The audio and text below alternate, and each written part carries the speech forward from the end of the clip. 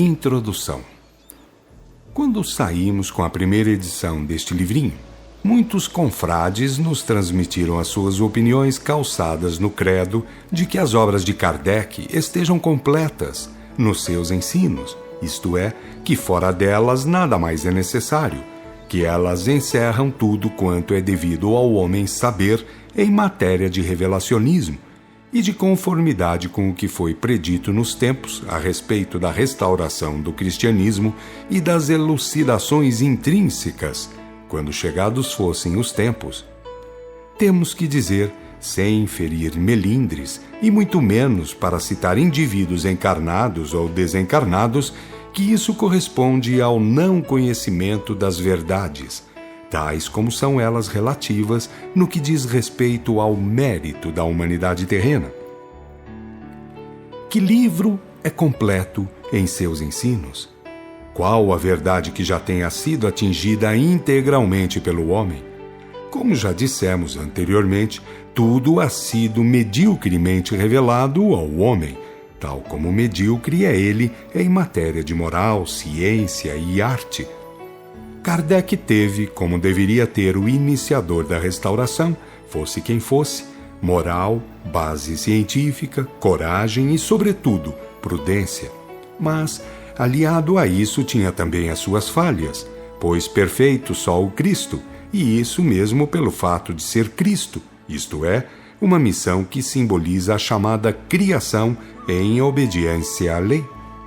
Ademais, não disseram a Kardec que o que estava sendo ensinado era o que o tempo suportava? E a prova do que afirmamos, temo-la no transcrito da página 280 de Obras Póstumas, do mesmo autor. Aspas. É preciso que tornes a vir reencarnado noutro corpo, para completares o que tens feito, e então terás satisfação de ver em plena frutificação a semente que tens espalhado pela terra. Fecha aspas. É lógico que só precisa ser completado o que está incompleto. E sabem nossos opositores o que falta nas mesmas obras? Se são cultores do revelacionismo, se podem manter colóquios com espíritos capazes de tais esclarecimentos, consultem-nos. Quem é obrigado a aceitá-las? Não concitamos a que estudem, experimentem e comparem tudo antes de aceitarem. Há também uma mensagem do codificador, contida no livro Roma e o Evangelho, página 142, onde é ventilada a questão. Aspas. Não é um trabalho perfeito, mas sim de grande utilidade, mais útil para o povo que alguns dos meus livros que convirá reformar. Fecha aspas. O Espiritismo é que não carece de formas nem de reformas, porque é a verdade em sua integridade, estando o homem em marcha para ela. Como o homem é medíocre, por isso mesmo é relativa a visão que se lhe aproxima da verdade. Os que sentirem vontade de dogmatizar, os criadores de círculos viciosos, os que se inculcam mestres, todos aqueles, enfim, que falam em evolução, não pelo respeito à verdade, mas por simples afetação retórica, esses que tenham paciência, porque a rota do progresso ainda não se estancou, e ninguém saberá jamais quando se estancará. Além disso, se o que falamos ou expomos é erro, isso em tempo se verá. Como acabamos de ler, alguém se comprometeu diante de Deus e do Cristo para pingar os is nos tempos devidos. Com o correr das épocas, tudo se saberá, a não ser que falhem as profecias, até mesmo as que foram feitas a Kardec. Entre mentes, cada qual tem o direito de tratar do assunto que quiser, dentro do prisma do livre exame e dentro dos preceitos que são o amor pelo amor e o respeito pela verdade. Aguardemos, pois. O que acabamos de inserir é uma recomendação e uma advertência, e o que vamos dizer é também matéria grave. Muitos poderão até mesmo nos odiar pelo que vamos dizer em poucas linhas, tratando de assunto delicado e de capital importância. Temos por lema, por questões de caráter pessoal e devido à recomendação dos guias, o sermos retos em nossas atitudes, o dizermos as coisas sem ideias pré-concebidas, mas também sem olharmos para a esquerda ou para a direita. E como a coruja gaba o cupim sobre o qual descansa, nós achamos isso bom e assim o fazemos, arcando com toda a responsabilidade, pois sabemos que nossa consciência brada em própria defesa. Objetivamos um fim honesto e por veredas também honestas. Trata-se da seguinte questão: somos obrigados a crer que todas as religiões são boas? E se a isso não somos obrigados, devemos, por favor, por piedade ou coisa que valha, admitir como integralmente aceitável tal assertiva? É natural que cada qual responderá segundo o seu quadrante, pelo menos é esse o direito de cada um, mesmo porque o livre-arbítrio é um direito e não uma questão de favor ou desaforo, de amor ou raiva. E nós temos o mesmo direito, porque integramos o verbo, isto é, somos parte da chamada criação e, acima de tudo, formamos na coluna dos conscientes da individualidade como seja o gênero humano. Uns dizem que as religiões são fogueiras e que as fumaças nas alturas se confundem, formando uma só, mas nós achamos que para uma determinada coisa ser fumaça, não basta que alguém diga que o é. É preciso que o seja de fato. E quem está na Terra, qualificado para impor um artigo do qual não se tem prova suficiente a respeito do que dele dizem? É comum o dizer-se, mais difícil o provar-se. Outros dizem que as religiões são raios de um sol e que, como tais, a ele conduzirão. Mas serão mesmo raios de um sol? Não serão outra coisa qualquer e que o vulgo diz ser raio de sol? Muita água suja tem sido vendida como bom vinho, e muitas criaturas dignas de respeito e tidas por si mesmas como sábias têm bebido e afirmado que a tal água suja era de fato vinho, e do bom. Que fazer nesse caso? É simples. O Cristo ensinou-nos que devemos ter cuidado com o fermento dos escribas e dos fariseus hipócritas. O Cristo nos mandou tomar cuidado com os falsos profetas, que bem enfeitam as suas melosidades fingidas para melhor iludirem. O Cristo nos disse que quem com ele não colhe, desperdiça. O Cristo mandou-nos ser capazes de discernir entre o joio e o trigo. Logo, devemos considerar: quem traça a diretriz com a autoridade e a responsabilidade coletiva da mesma, como fez o Cristo, fê-lo para que a mesma tenha valor absoluto. Do contrário, ter-nos-ia dito ele que podemos, sem prejuízo da integridade moral, servir a quantos senhores julgássemos conveniente. E, nesse caso, para bem da verdade e para sossego da mentalidade, para satisfação dos sentimentos e desencargo de consciência, devemos ficar com o Cristo. Quem acha que tudo é bom, que tudo é aceitável, pode ter a sua razão, mas é, a nosso ver, excessivo em bondade ou mediocridade, pusilanimidade que deseja se mostrar como prova de amor, inferioridade moral que deseja passar por tolerância, covardia que pensa ser mansidão.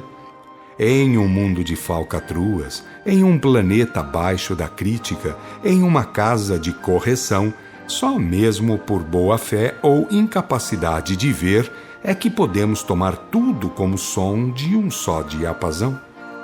Só o fato de carecer o cristianismo de restauração, isto é, de haver necessidade de reparos, implica em dizer que coisas há que foram deturpadas e que carecem de limpeza. Do contrário, estariam erradas as Escrituras. Também quem diz que se vá reparar o que não foi viciado? E se carece de reparos, em que o carece? Não é, porventura, nos pontos de transcendência ou nos pontos fundamentais? Em última análise, quando porventura uma religião fosse verdadeira, sê-lo-ia o religioso também? E nesse caso, até quando deve culpa o religioso e até quando a deve a religião? Quem distingue entre os dois, qual o mais errado? Nós sabemos que a verdade vem de Deus e que a religião fundada pelo Cristo, amando de Deus, a qual redunda no culto da lei e da revelação, aconselha-nos a fazer o serviço de escolha, de discernimento. Jesus, o delegado de Deus, que tinha de viver o Cristo na terra para ensino sem fim, é o timoneiro do barco. Se errarmos com ele, no seio do seu reino, encontrar-nos-emos um dia. Mas, se errarmos contra ele, no reinado das trevas, havemo-nos de achar quando menos esperarmos. Ele é, de todos os fundadores de religião, entre aspas, o único que se levantou primeiro do túmulo para, depois do que se chama morte, cumprir a sua missão na parte que diz respeito à fundação da religião, isto é, no que se refere ao derrame do Espírito sobre a carne. E como ele, a única concepção religiosa que se pode chamar de verdadeiramente grande, testemunha-se pela verdade. Nos séculos e milênios, também nós, pelo culto dos seus ensinos, estaremos garantidos. Mas cumpre que digamos ser ou não ser. No caso de estar tudo certo, nada será preciso observar. Mas só se acharia tudo certo se a Terra fosse um plano puro. Não o sendo, erro tem que existir e é necessário haja observações. E se é necessário observar e o não se faz, necessariamente estará havendo falta no cumprimento do dever. O segundo mandamento da lei de Deus ordena não se fazer imagens para serem adoradas. Paulo, numa das epístolas, manda que não se dogmatize, porque isto conduz à morte pelo mesmo uso.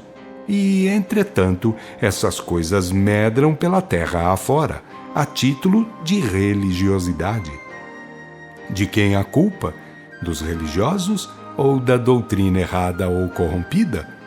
Seja como for, para nós, o erro é dos dois, visto que já é tempo de poderem ver, e só por interesses pecuniários, sectaristas ou do orgulho e seus reclamos, é que os donos da verdade religiosa não confessam que têm errado e, para pior, têm induzido a humanidade ao erro.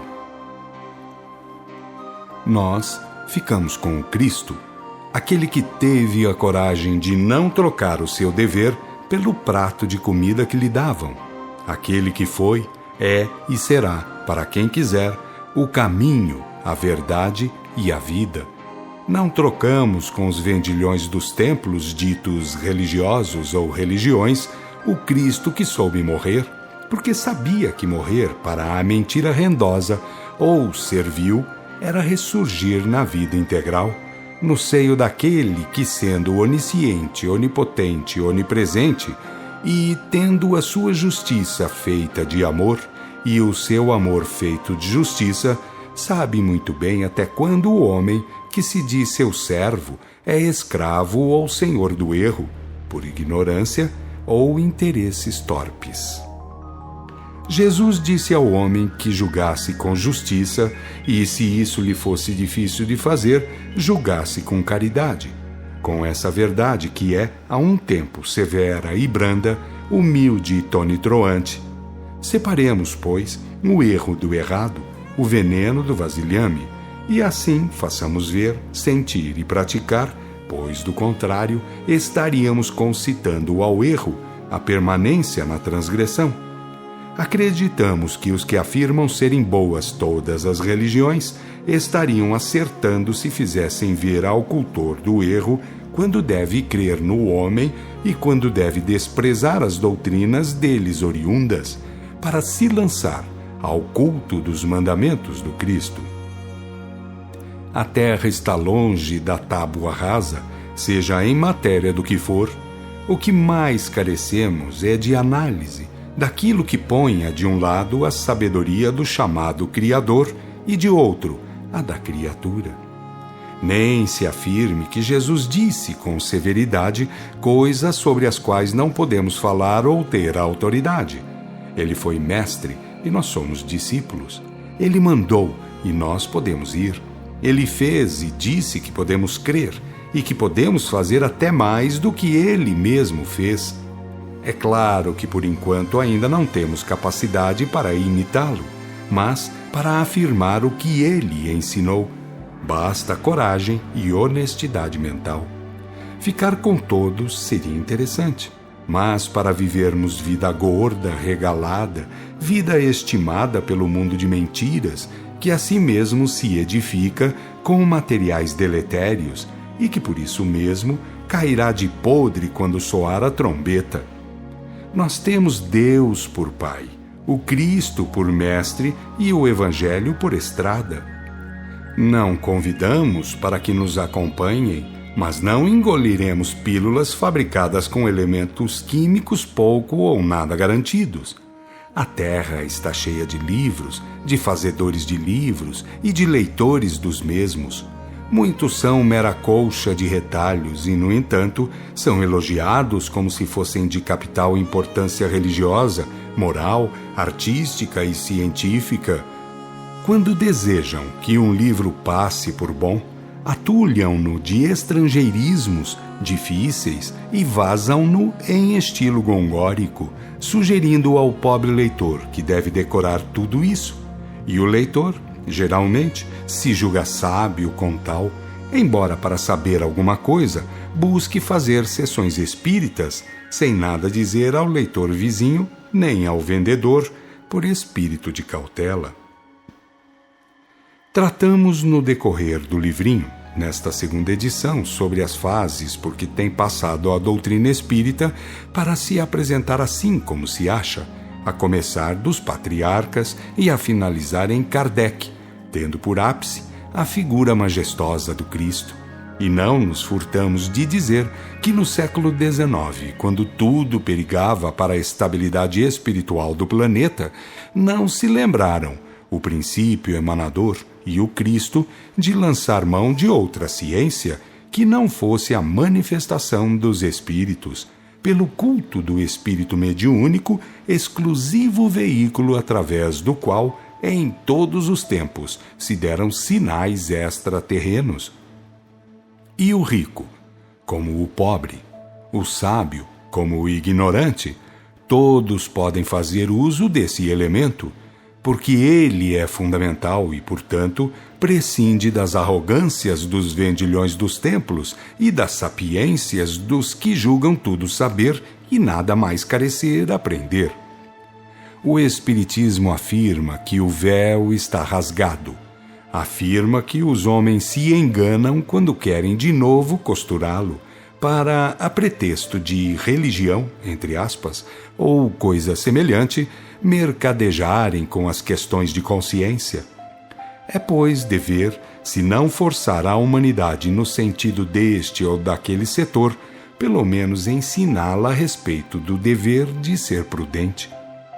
Venha, se já não veio, quem quiser, completar a doutrina espírita, neste ou naquele ponto, fazendo obra de cortar ou de seguir, mas a verdade é que o elo é o Espírito Santo ou mediúnico, e que os planos encarnados e desencarnados por essa via manterão colóquios. Eis o Consolador, que no seu bojo traz outras coisas, e as trará sempre, desde que haja mérito no homem. O que um não alcançar, 1000 o poderão, e o contrário também é possível que se dê. O Espiritismo está ungido contra as impertinências daqueles que se julgam mestres, porque tem por templo o Espírito Filho de Deus, a criatura herdeira da graça, bastando para que haja culto nesse templo, seja essa mesma criatura consciente do seu dever. Assim como Cristo não acompanhou procissões, assim também importa que o seu seguidor, o cultor do Espírito Santo siga-o sem titubear, encarando as questões de frente, não se iludindo com falsas sabedorias, não confundindo tolerância com fraqueza moral. Se o emanador e o Cristo, em tempo, lançaram mão do espiritismo para sanear a terra purulenta, sejamos espíritas, e ser espírita é fazer isto. Se o Cristo obrou, prática e teoricamente, tais e quais atos, faça-os ou conserve-se o espírita na tendência para fazê-los, dentro das suas possibilidades intelectuais, morais e mediúnicas. E se o Cristo ensinou a não fazermos isto ou aquilo, não faça o espírita.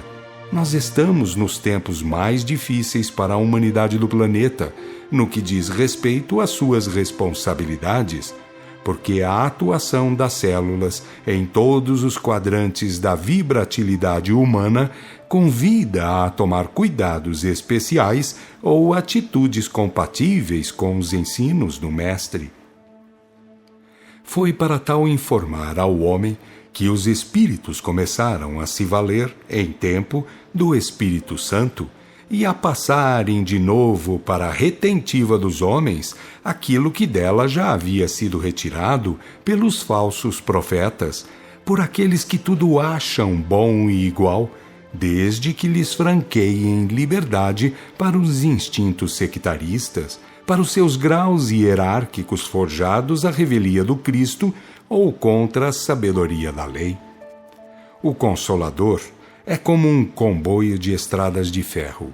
Em síntese, é um trem, mas, entrando-se em análises, muitas matérias precisaríamos saber, e algumas ciências também, para podermos falar sobre ele. Entre outras coisas, cria responsabilidade. E quem tem, pesando-lhe sobre os ombros, responsabilidades novas, não pode ficar à mercê de princípios que dizem ser tudo do mesmo quilate. O Cristo não disse, na praça pública, que qualquer coisa lhe convinha, e o espírita deve considerar nisso antes de trilhar este ou aquele caminho, mesmo porque, onde há bons profetas, existem também os falsos. Não estamos dizendo coisa para que sejam apedrejados os errados de boa ou de má fé, mas entre aceitar e não aceitar uma tese, há alguma diferença. Antes de iniciarmos a confecção do presente livrinho, disse-nos um espírito que levássemos em conta o fato de já estar feita a codificação.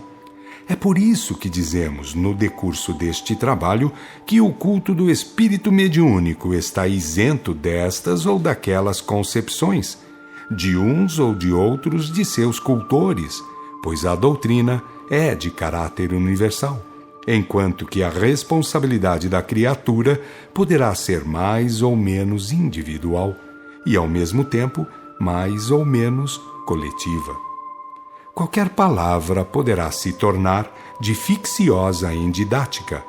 Cumpre, portanto, ao homem que fala ou escreve que o faça como Cristo fez e ensinou, teórica e praticamente, levando em conta que falar nele para vender Deus a peso e a retalho é próprio de apóstatas.